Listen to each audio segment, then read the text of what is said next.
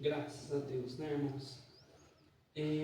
O que é evangelismo? É missão, não é? Evangelizar é a missão da igreja. Hoje eu estava pela manhã, acordei e estava assistindo o testemunho do primeiro irmão, né? A fundar as Assembleias de Deus. Fazemos parte das Assembleias.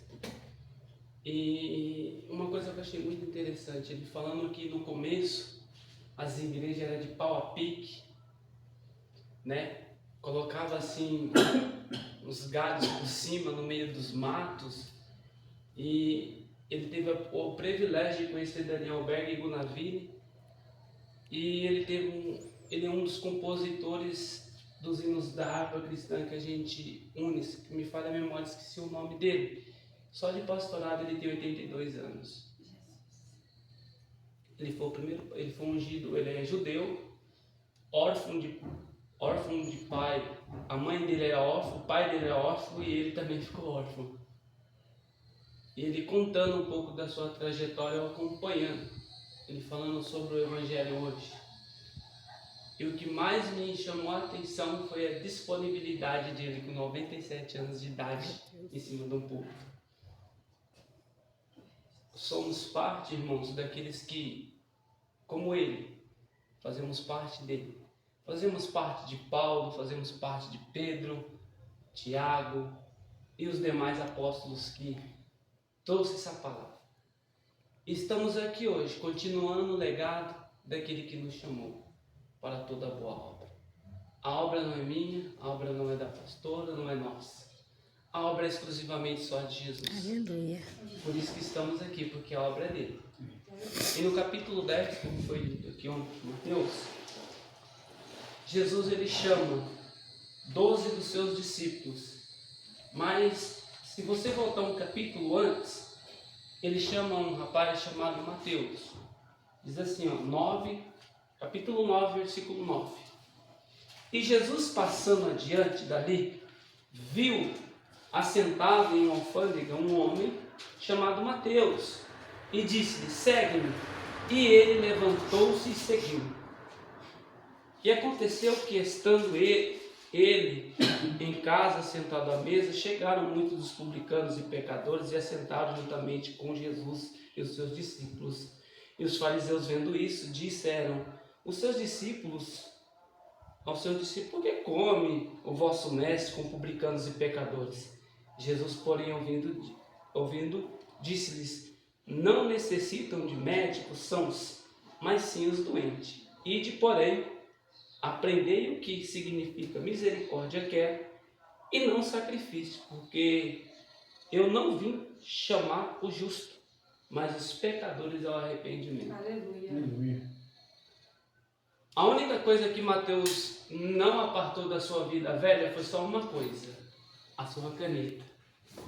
Foi a única coisa que Mateus trouxe da sua velha vida, porque com a mesma caneta ele escreveu o livro de Mateus e a biografia de Jesus. Aleluia, Jesus.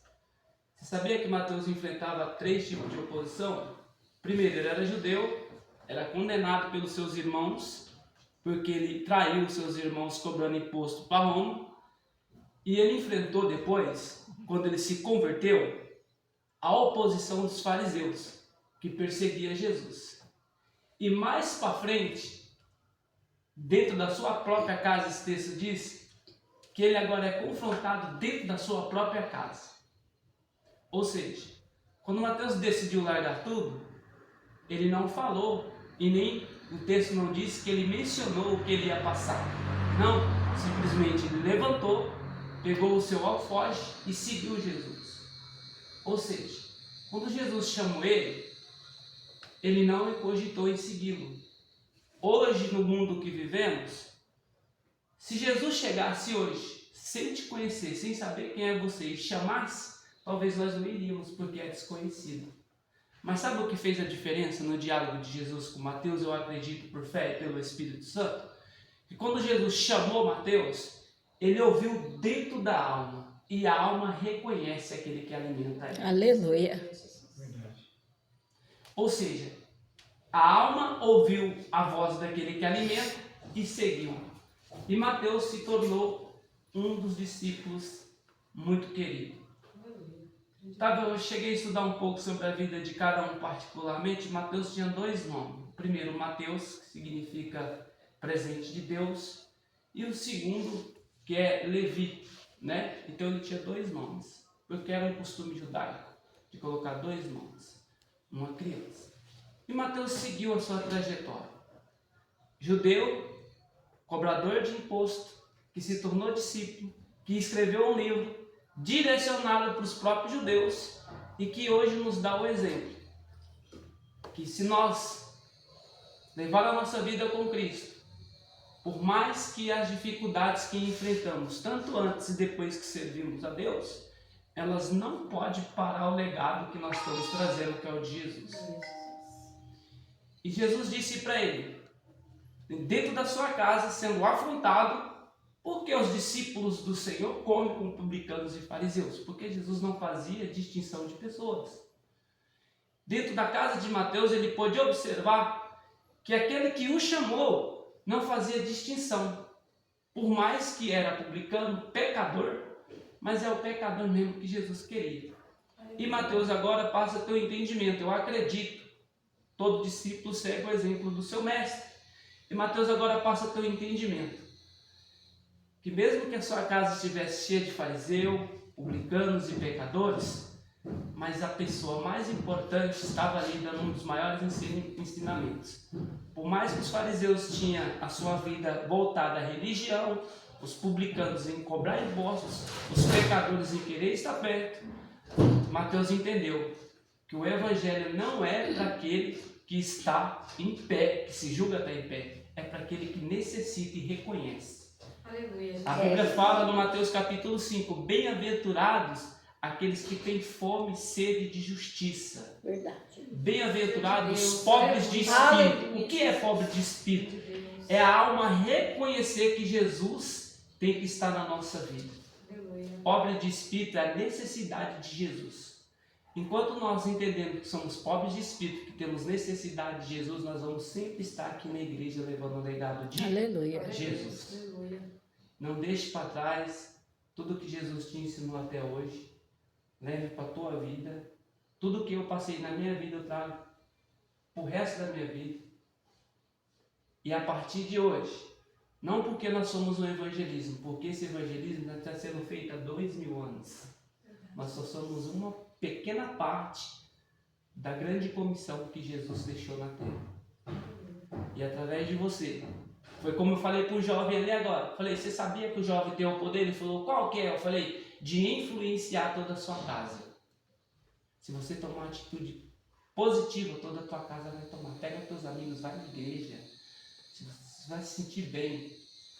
Porque o jovem, hoje, ele quer desbravar o mundo. E muitos jovens hoje, nós não vemos, mas influenciam seus pais diretamente. Hoje, o mundo tem perdido os valores. E nós que temos o nosso valor principal, não podemos deixar o mundo tirar o nosso valor, que é Jesus. Amém? Deixe essa palavra aqui. A vocação de Mateus, que mais tarde se tornou um autoconhecedor e escrita da Bíblia. O evangelismo não é simplesmente de hoje para amanhã, que nós vamos colher o fruto, mas como eu disse de manhã, o lavrador lavra a terra, planta a semente a fim da chuva vir regrar a terra, para que ela possa morrer a semente e nascer de novo. Assim é a obra do Senhor. A Bíblia diz que grande é a seara, e poucos são os que têm coragem de estar na ceifeira. Agradeço a Deus, que Deus continue abençoando a vida de todos nós. E eu determino sobre esta casa, este ambiente, que a bênção do Senhor, ela não só repouse dentro desse ambiente, mas em torno dele. E que nós, como igreja, sejamos influenciadores de todo esse bairro em nome de Jesus. Amém? Leva para a tua casa a paz de Cristo. E saiba que todo o trabalho feito no Senhor, disse o apóstolo Paulo, não é em vão.